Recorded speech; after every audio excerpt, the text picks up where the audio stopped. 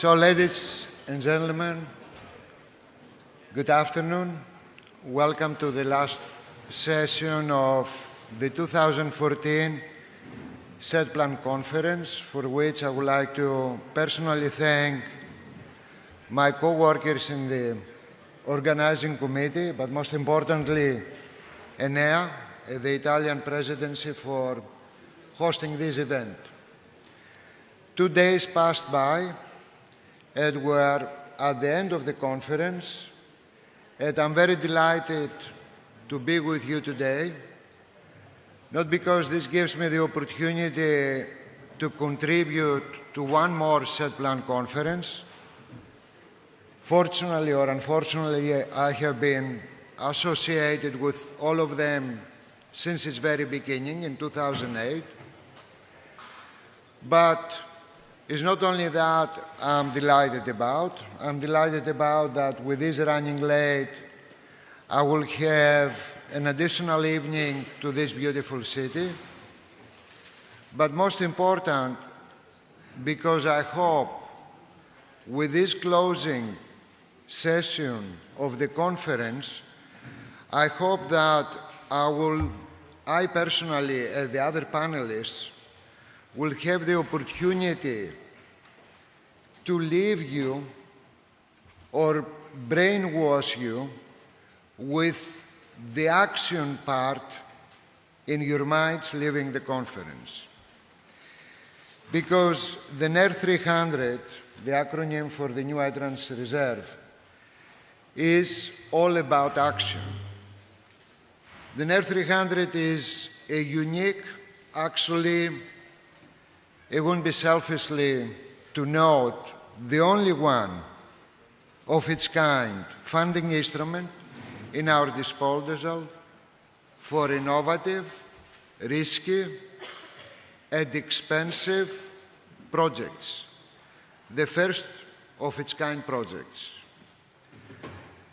The event, it is organized in such a way that will provide you with an updated review of the program, very quickly inform you what is it all about, and equally highlight to you, as you may recall from the conclusions in October of the 2030 framework, that is going to have a far more important future in the 2020 horizon with the so-called announced NER 400, where there is an increase in allowances and hopefully with the carbon price increase in the available funds to invest in these risky projects.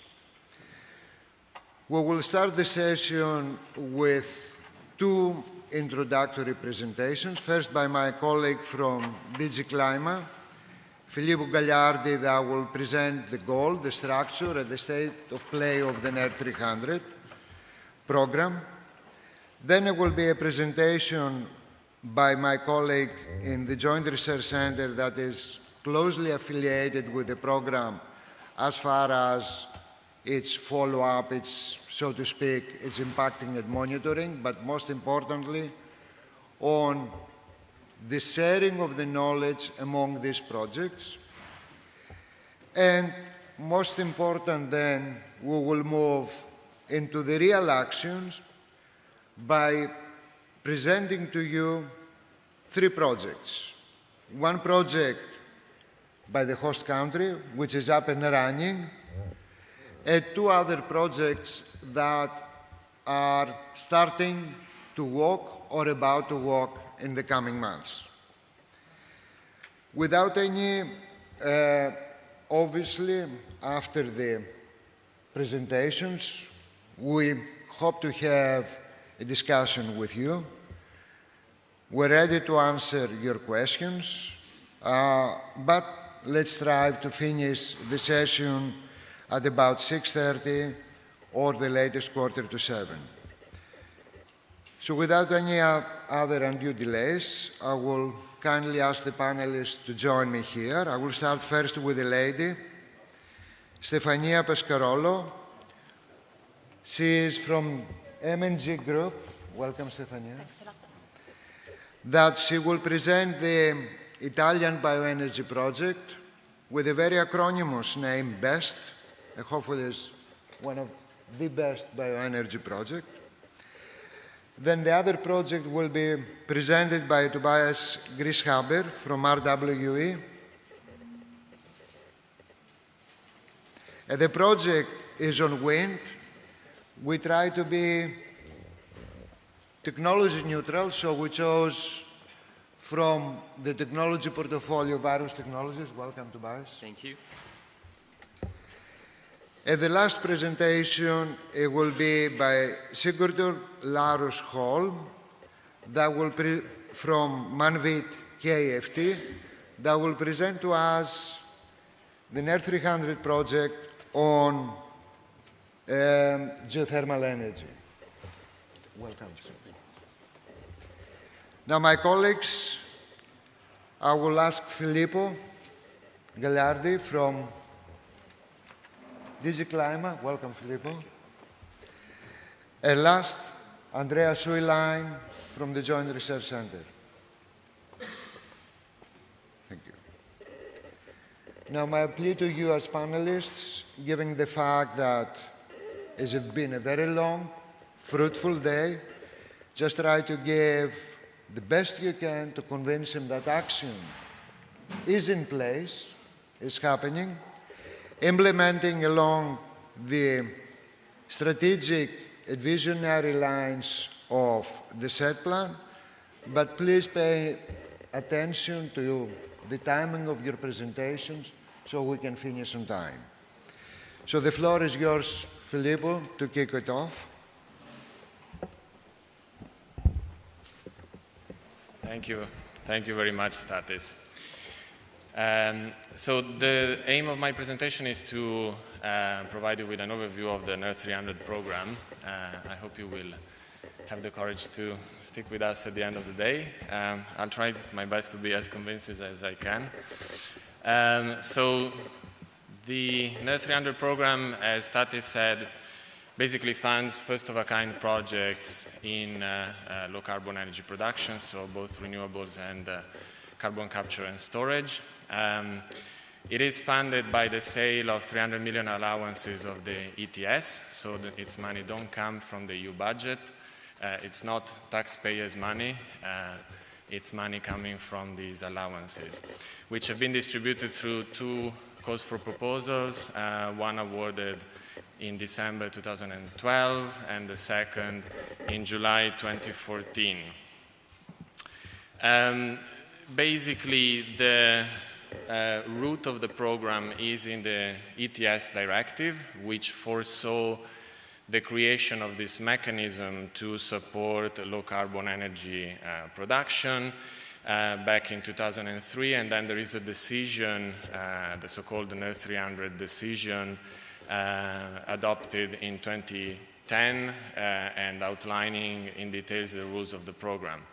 NERC 300 obviously comes from the new entrance reserve, which is the name of the fund, basically, where the 3 million allowances were put and then sold to obtain the revenues to fund the projects. As Stathis said, NERC 300 is all about implementation. We think it's a very important program because it is the only EU program that funds first-of-a-kind commercial demonstration projects, so it fills the gap between R&D and market uptake, which is the so-called valley of death, where funding is not really available, so it is an essential step for supporting low-carbon technologies. And obviously, it focuses in an area where Europe still has a technology leadership in low-carbon energy, so it reinforces our competitiveness by fighting climate change. And it increases the supply of indigenous sources of energy, which is very important now in this period of energy crisis. So in total, 2.1 billion euros have been awarded to projects through the two calls for proposals. 38 renewable energy projects have been funded and one CCS project. all technologies categories have been covered with the exception of hydropower.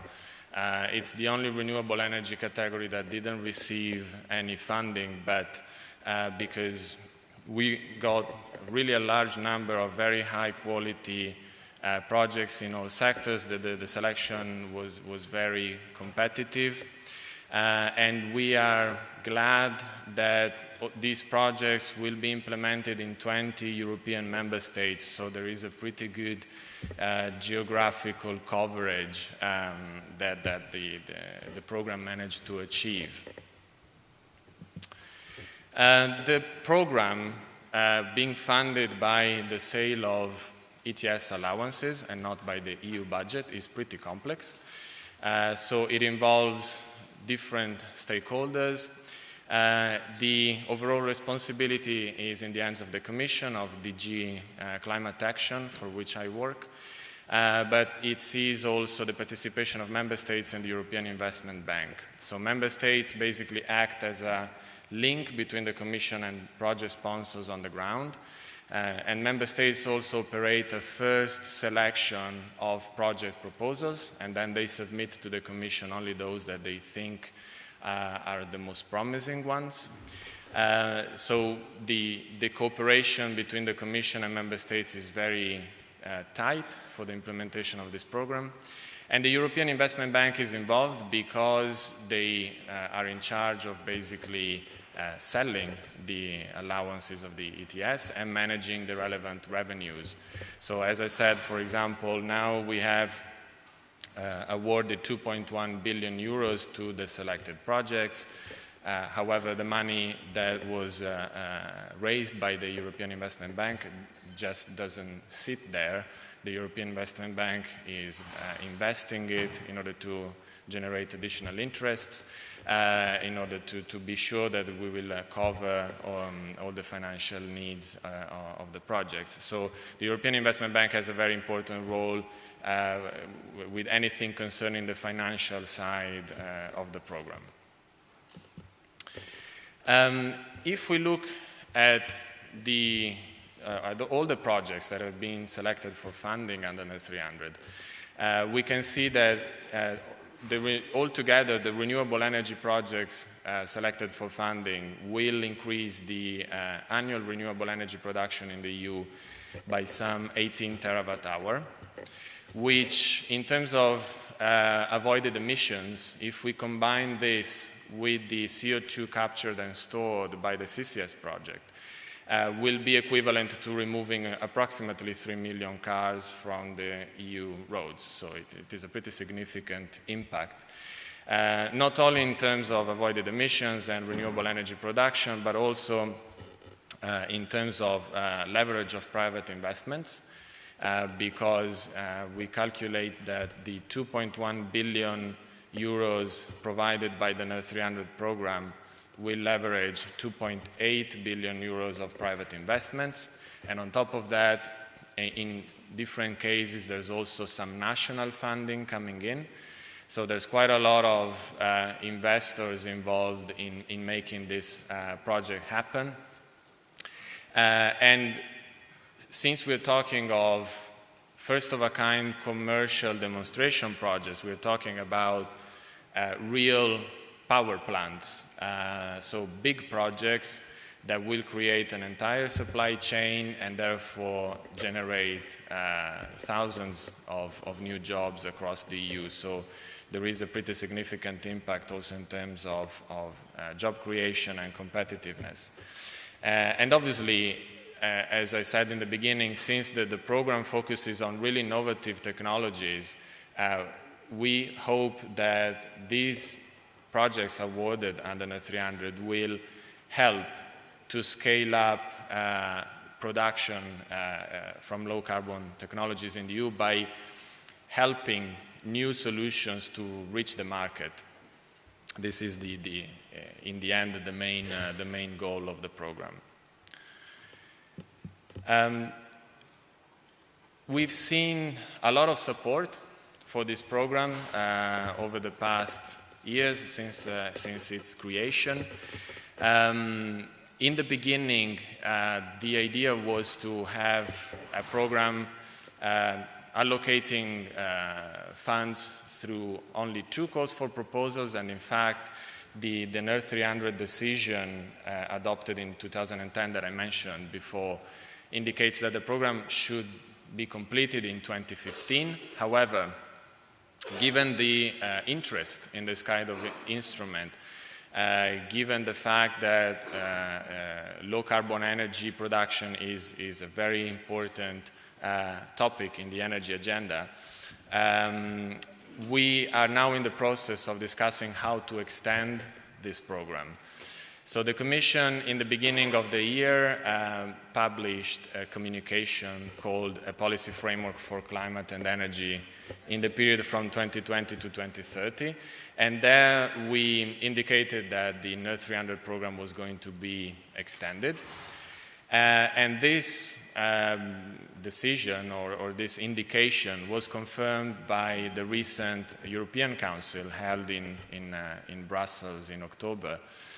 One of its conclusions is indeed that the NERC 300 facility will be renewed. And also the Council indicates that its scope will be extended and its budget will be extended. So in the future, we will have a program whose budget will be the result of the sale of 400 million allowances instead of 300 million. So its budget should be much bigger than the 2.1 billion we have now, also because we think that the carbon price will increase in the future, hopefully. And also the scope of the program will be bigger because we will not target only energy production, as we've done so far in both the renewable energy sector and in the carbon capture and storage sector. But we will also target the industrial sector, so applications for the industry to reduce emissions in the industry. So the future of NERC 300 will be much more, let's say, important than it is now. More information on this will be available over the coming months. The discussion has just started at the Commission, but this is an exciting prospect for the future. And if you need more information on NERC 300, we have a functional mailbox and a website that you can use. Thank you very much.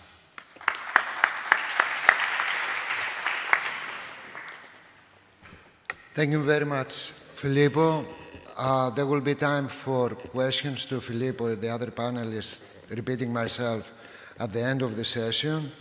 Just to highlight some key words from his presentation: the leveraging effect, the investment of 2.1 billion is small based on the trillions you heard, but it is very big or very large compared with whatever else we have at our disposition. The role of the EIB, and that is why Andreas walked on the stage to remind me that their doors are open to be consultant with them in the context of the NERC 300 financing, as well as, very important, what Filippo mentioned, the future of the NERC 300 as NERC 400 and the expansion of it to the industrial sector. Now, the second presenter that will present to you very briefly the knowledge sharing mechanism that we try to build around these projects is Andreas Uihlein. Please, Andreas. Thank you very much.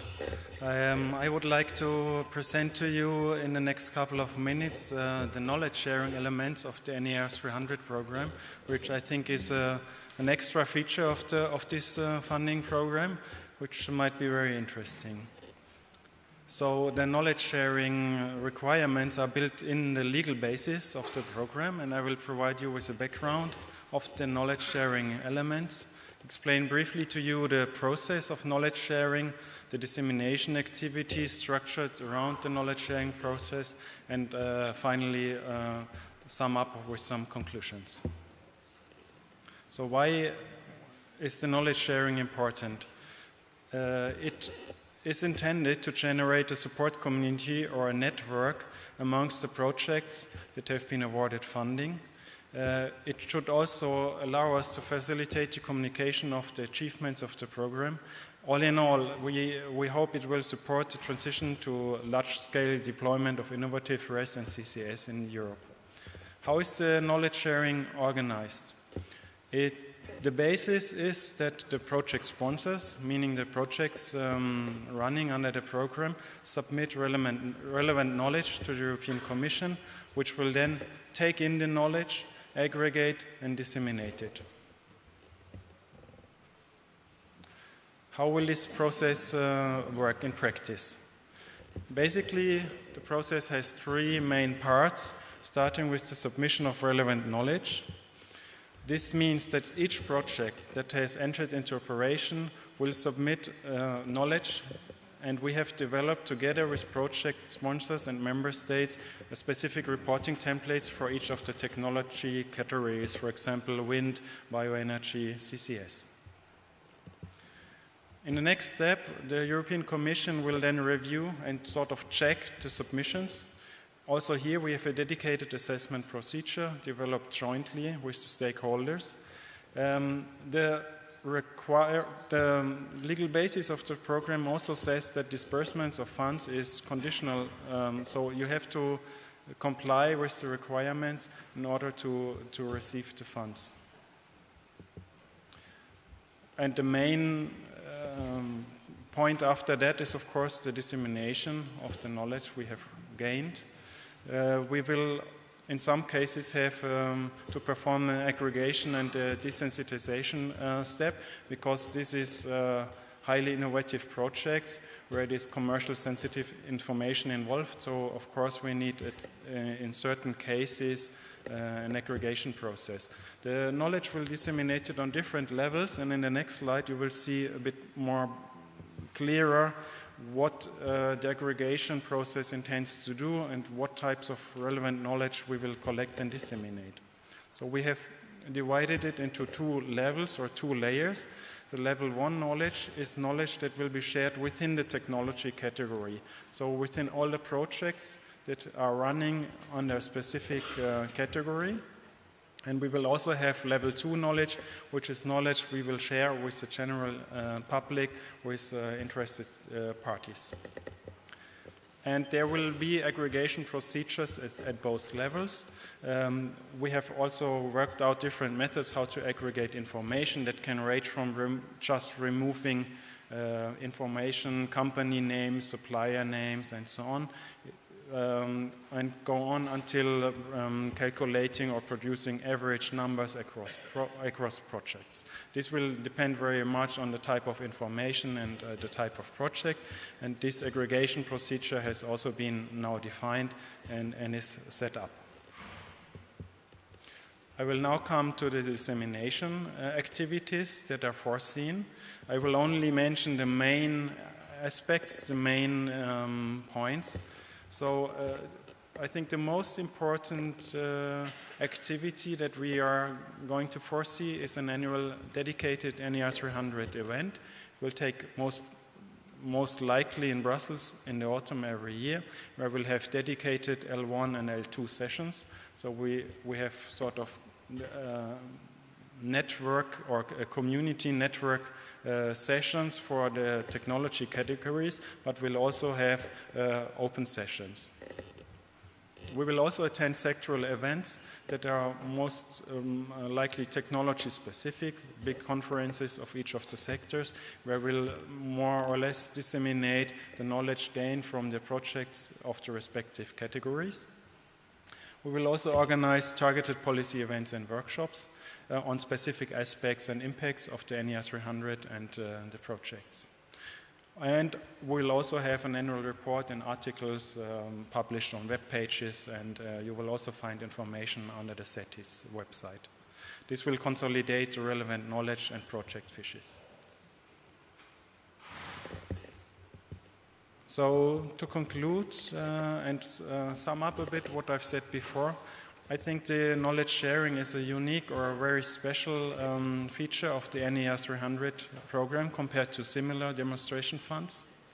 We have developed the whole knowledge sharing process together with stakeholders. It will contribute to a faster deployment of innovative low-carbon technologies, and we expect the knowledge sharing to create a common knowledge that will serve reaching the EU climate policy goals. Thank you very much.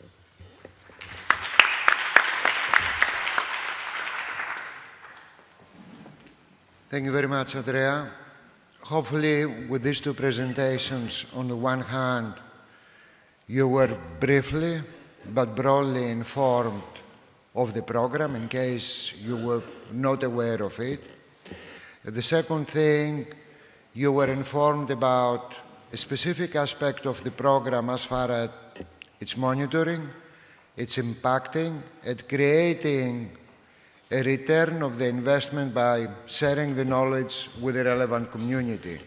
Something that it was very much highlighted during the panel discussion of the action plan.